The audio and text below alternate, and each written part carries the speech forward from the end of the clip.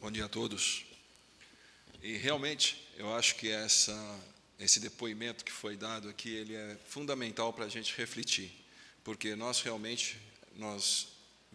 gente vem de uma cultura que não é combativa, que não é conflitiva, a gente tenta evitar o combate e o conflito.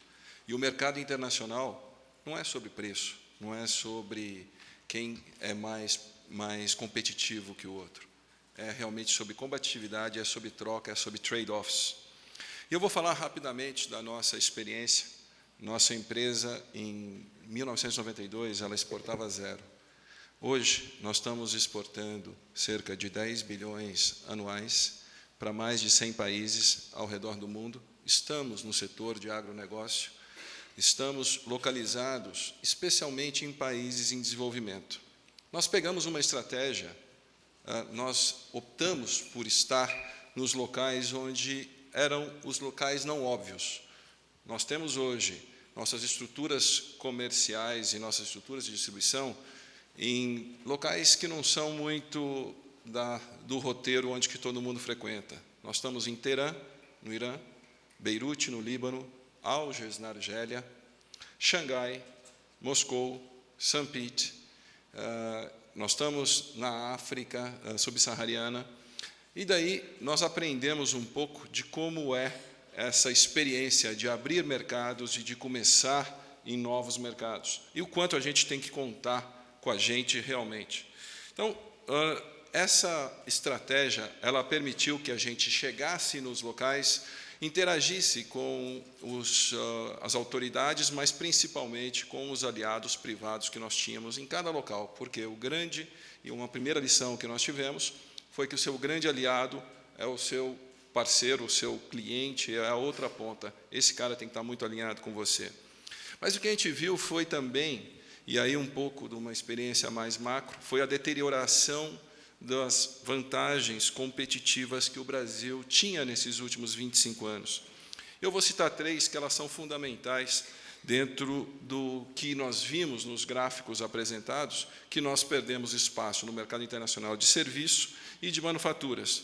Nossa mão de obra deixou de ser competitiva, não só por produtividade, mas por leis trabalhistas que são completamente irreais. Nossas vantagens em energia também perderam competitividade. Hoje nós não conseguimos exportar energia, nós não conseguimos ser eficientes em exportar energia. E nossa vantagem em exportar alta tecnologia caiu brutalmente com alguns polos de exceções. Então, o Brasil perdeu para países que têm mão de obra mais competitiva, perdeu para países que têm tecnologia e perdeu para países que têm energia. Qual o único ponto que o Brasil, e qual que é a única vantagem competitiva que o Brasil seguiu? Não foi uma coisa que nós desenvolvemos, foi uma coisa que foi nos dada. Nós conseguimos continuar exportando commodities, especialmente do agronegócio, principalmente as soft commodities, porque nós temos clima, nós temos espaço e nós temos água. Quer dizer, na verdade, o que nós estamos exportando hoje é água embalada num grão de soja, numa gota de suco de laranja, num pedaço de carne de frango, num pedaço de carne bovina, ou em qualquer outra commodity que nós temos. Então, o único local, um dos únicos no nível macro, que nós conseguimos efetivamente ganhar competitividade nesse mundo foi nessa área das commodities. Na soft e também nas hard, pelo país também ser abençoado e ter reservas enormes. Então, onde que nós passamos a ter uma competitividade? A única coisa que nós não desenvolvemos e que foi nos dada. Mas é o que é. É essa a realidade do Brasil. E acho que o grande desafio é o que fazer, como nós vamos dar o passo para que a gente diversifique nossa pauta e que a gente evolua no que nós já temos de vantagens competitivas. E aí, vamos em alguns passos básicos, que é, primeiro, identificar realmente quais são os polos de vantagem competitiva, quais são as vantagens competitivas que nós estamos, e estabelecer uma agenda em relação a isso. A outra coisa, o segundo passo, é identificar qual é o parceiro que nós vamos buscar. Você abrir para que você queira todos os parceiros do mundo, isso não é realista. Quer dizer, você tem que identificar aquilo que você tem para oferecer, mas, como eu disse no início, comércio internacional é trade-off.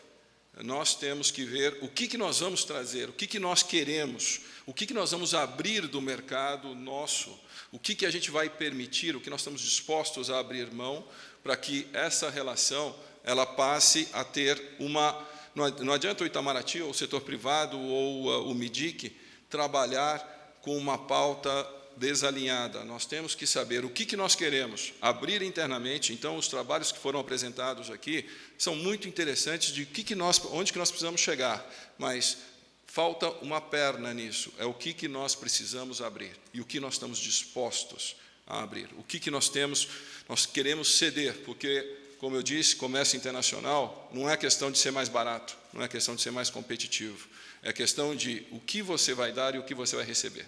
Então, é fundamental essa identificação dessas oportunidades. Isso só vai acontecer se você tiver um alinhamento entre setor privado e setor público. Tá? Existem frases, existem colocações, existem coisas que o setor privado pode dizer que o setor público não pode. E existem coisas que o setor público pode dizer, deve dizer, que o setor privado não pode falar. Então, o alinhamento entre o setor privado e o setor público é fundamental. E dentro do setor público, é fundamental que a agenda seja comum do MIDIC, do Itamaraty, da Fazenda e do Ministério que seja específico daquele produto, no nosso caso, a agricultura.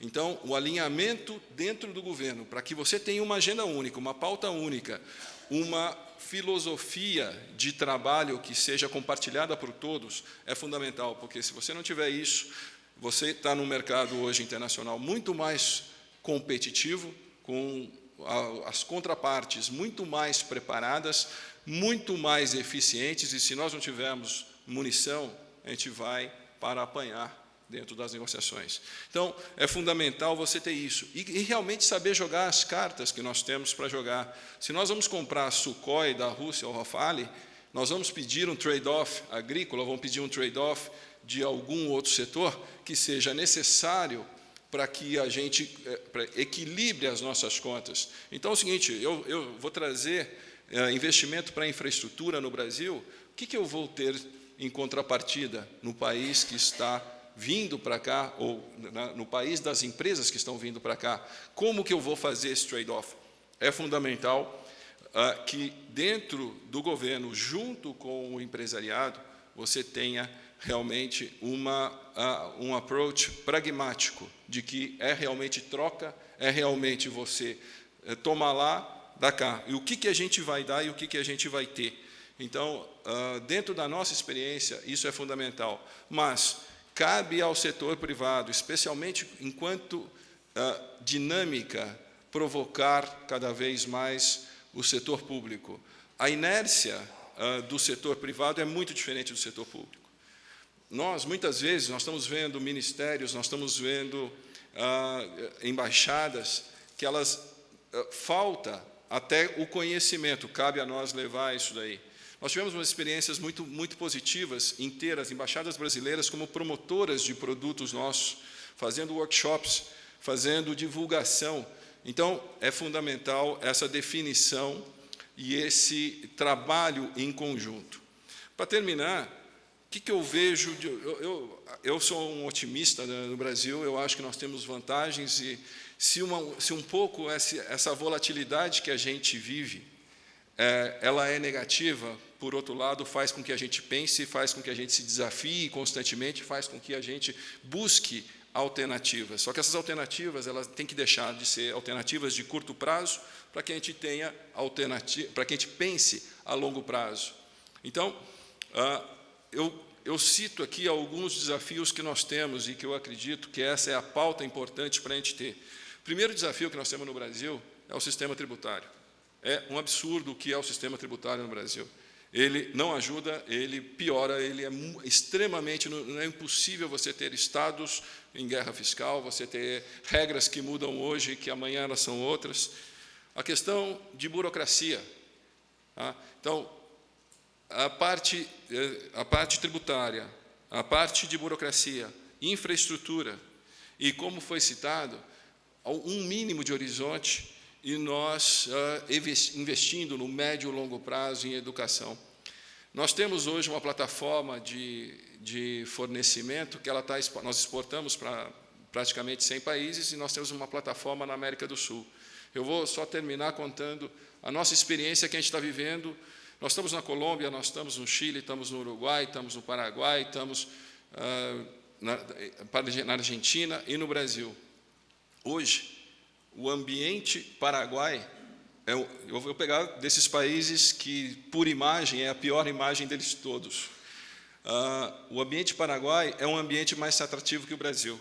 A mão de obra custa metade do que custa do Brasil, com uma lei trabalhista equilibrada. Enquanto a empresa tem 15 mil funcionários, nós devemos ter, no Brasil, cerca de 3 mil ações trabalhistas, no Paraguai nós temos uma. Então, na parte trabalhista, o Brasil perde, o Paraguai está muito na frente. Na parte tributária, não existe guerra fiscal. Você tem o IVA, que é 10%, e você tem o IR, que é 15%. Tá? Você não tem a carga que você tem no Brasil. Você tem energia elétrica, que custa 1/3 do que custa no Brasil. Tudo bem que é subsidiado por nós, por Itaipu, mas é o que é. Tá? E você tem você tem um sistema educacional que investiram no sistema educacional no Paraguai. Então, o nível médio, especialmente no nosso setor, que a gente trabalha com nível baixo de mão de obra, o nível médio lá na base da pirâmide é superior à do Brasil. Então, é interessante a gente ver que o seguinte, a gente sempre bateu no peito de que é o Brasil, como que nós somos. E é assustador ver um país como o Paraguai crescendo, se desenvolvendo, com um crescimento do PIB de 6%, 7%, enquanto a gente está -2%, ou muito menos que -2%. Tá?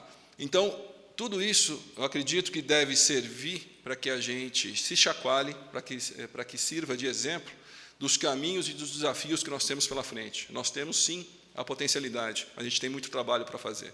Obrigado.